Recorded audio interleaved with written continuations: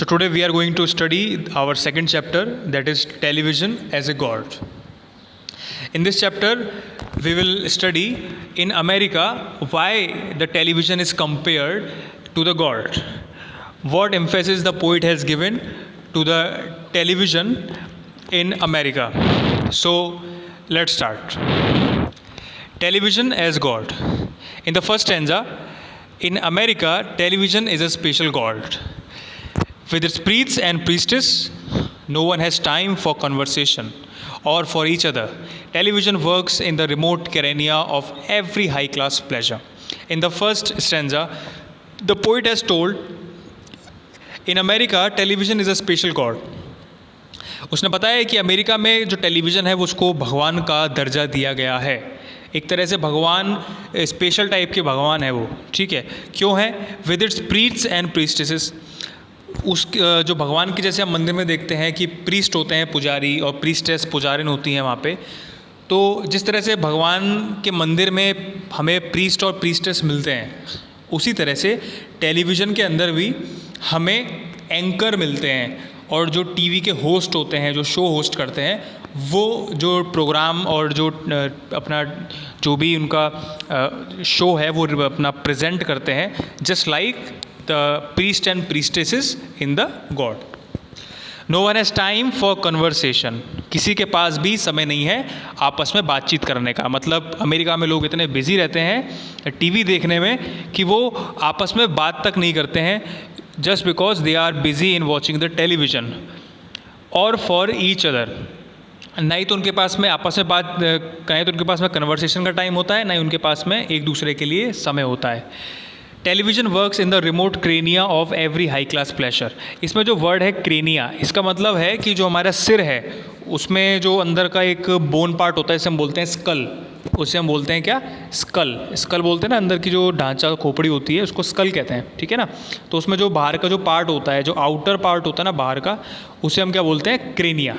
तो मतलब इसमें बताया गया है कि जो टेलीविज़न है वो उनके सिर का जो स्कल है, मतलब उस वहाँ तक जो है ये बिल्कुल अपनी जड़ें जमाए हुए हैं. मतलब उनके दिमाग में सिर्फ टेलीविज़न ही टेलीविज़न जो है ये समाया हुआ है. और जिसे वो किस लिए यूज़ करते हैं? एवरी हाई क्लास प्लेजर, जिससे कि वो जिसे देखकर वो बहुत ज़्यादा खुश रहते हैं, काफ़ी ज़्यादा उनको प्लेजर मिलता है, ठीक है. In the second stanza, and the daisies by apartment and window, tall yellow as the finger of the sun.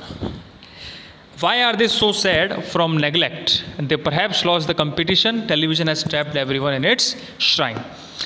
In the second stanza, it is talking about the daisies. Daisies, you know, the flowers.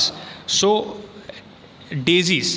जो poet है उसके जो apartment है, जो उसका घर है, वहाँ की जो विंडो है उसके बाहर जो है डेजीज़ के फूल हैं, जो कि कैसे होते हैं? डेजीज़ के फूल देखें कभी? येलो होते हैं, लंबे लंबे, ठीक है, बड़े बड़े होते हैं, येलो होते हैं. सो वो कैसे उससे किस तरह से दिख रहे हैं? वो जो सन होता है उसकी फिंगर्स की तरह वो दिख रहे हैं. जो सन होता है उसकी फिंगर्स, मतलब इस तरह से वो कुछ दिख रहे हैं. जो उसकी सन की फिंगर्स मतलब उसकी जो रेज होती हैं कुछ इस तरह से वो दिख रहे होते हैं. Why are they so sad from neglect. लेकिन वो काफ़ी ज़्यादा कैसे हैं? दुखी हैं. जो फ्लावर्स हैं वो कैसे हैं? दुखी हैं. क्यों दुखी हैं? क्योंकि उन पर कोई ध्यान ही नहीं दे रहा है. Why are they so sad from neglect. तो वो दुखी क्यों हैं? क्योंकि उनकी तरफ कोई ध्यान ही नहीं दे रहा है, सब टेलीविज़न देखने में बिजी हैं. The perhaps loss the competition. शायद वो जो एक तरह से कॉम्पिटिशन है, दौड़ जो है, ठीक है ना, वो हार जाएंगे. किससे हार जाएंगे? टेलीविज़न से. क्योंकि लोग जो होंगे वो टेलीविज़न ज़्यादा देखेंगे ना कि फूलों को. तो टेलीविज़न ने क्या किया है? Has trapped everyone in its shrine. Shrine मतलब क्या होता है? जो पूजा करने की जगह होती है, जहाँ जैसे हम बोलते हैं वर्शिप प्लेस, पूजा करने का स्थान. तो जो टेलीविज़न है उसने सभी को अपनी तरफ उसने क्या कर लिया? ट्रैप कर लिया. ट्रैप मतलब होता है फंसाना. क्या होता है ट्रैप? मतलब फंसाना.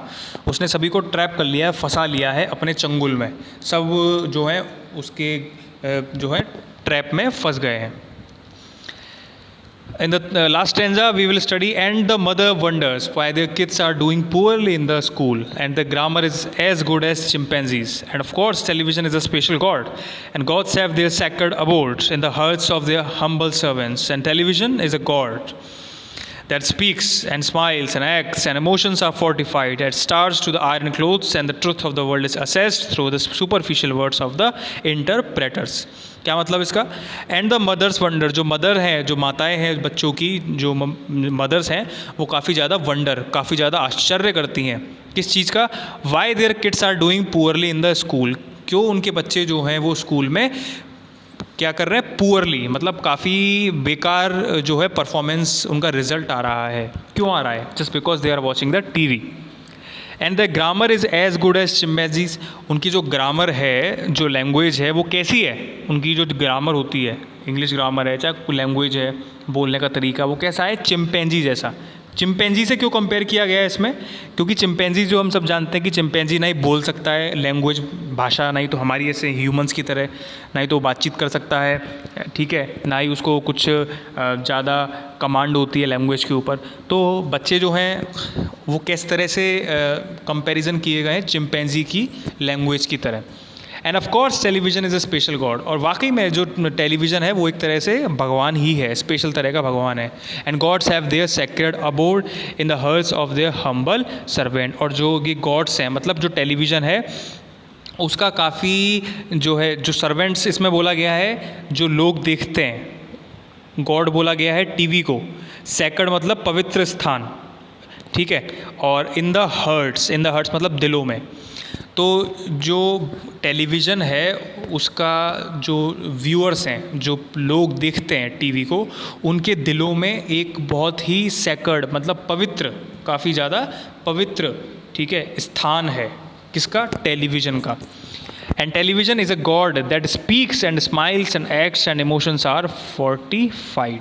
ठीक है, तो क्या होता है? टेलीविज़न क्या है? एक तरह का भगवान है जो कि बोलता भी है. बोलता है मतलब कैसे? उसमें से आवाज़ आती है, वॉल्यूम होती है, आवाज़ आती है, सभी को साउंड आता है उसमें से, ठीक है. और क्या होता है? वो स्माइल भी करता है, जिसमें जो लोग होते हैं, जैसे कि ये पर्सन है, ये स्माइल कर रहा है, ठीक है. एक्टिंग भी करते हैं, इसमें एक्टिंग भी होती है, सब चीज़ होती है. इमोशंस भी आते हैं इसके अंदर, सब चीज़ें उसमें क्या है? फोर्टिफाइड मतलब उसमें बंध के रह गई हैं सब चीज़, वो जो टेलीविज़न में सब चीज़ उसमें बंध के रह गई हैं. As stars to the iron clothes, जैसे कि जब हम आयरन करते हैं, कपड़े जब हम प्रेस करते हैं, तो उसमें क्या होता है? जो स्टार्च होती है वो बिल्कुल कैसी हो जाती है? चिपक जाती है, बंध के रह जाती है, ठीक है. उसी तरह से इमोशंस, स्माइल्स, ये सब चीज़ें टेलीविज़न में सीमित हैं, सिमट के रह गई हैं. And the truth of the world is access through the superficial words of the interpreter. सबसे पहले बात करते हैं इंटरप्रेटर्स मतलब कौन होता है? जो जैसे कि ये पर्सन है, ठीक है, सपोज़ कि ये न्यूज़ वाला है, तो न्यूज़ वाला है तो ये इंटरप्रेटर हुआ. इंटरप्रेटर वो होता है जो पर्सन एक्सप्लेन करता है कोई भी चीज़ को, हमें बताता है बोल के कि आज ऐसा हुआ है, जैसा हुआ, या कोई भी हो, एंकर या होस्ट. सुपरफिशियल मतलब आर्टिफिशियल कह सकते हैं, आर्टिफिशियल बनावटी, ठीक है, उसके अपनी लैंग्वेज में.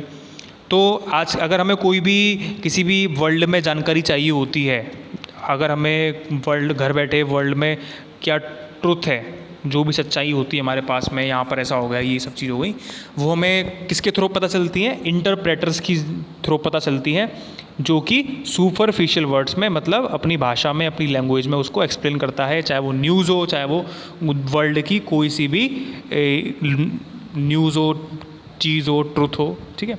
सो इसके अंदर बस बेसिकली यही बताया गया है कि टेलीविज़न जो है इसने बहुत ही एक ग्रिप बना के रखी है लोगों के दिलों में, दिमाग पे. बिल्कुल अमेरिका के जो लोग हैं वहाँ पर बिल्कुल सब उसके पागल हुए जा रहे हैं टीवी के चक्कर में. उन्होंने यहाँ तक कि उन्होंने सब कुछ छोड़ दिया है, आपस में बातचीत करना, कन्वर्सेशन करना उनके पास में टाइम नहीं है, क्योंकि वो सब टीवी देखने में बिजी हैं और वो उसको गॉड की तरह मानते हैं.